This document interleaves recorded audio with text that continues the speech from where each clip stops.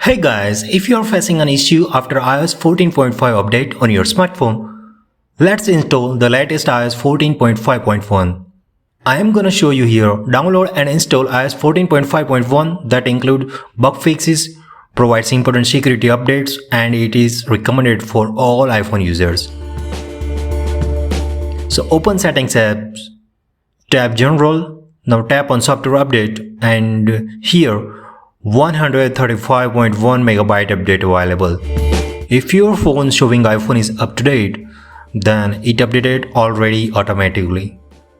Here you can learn more, so click on it, and this is all small update fixes an issue with app tracking transparency, where some users who previously disabled allow apps to request to track in settings may not receive prompts from apps after re-enabling it.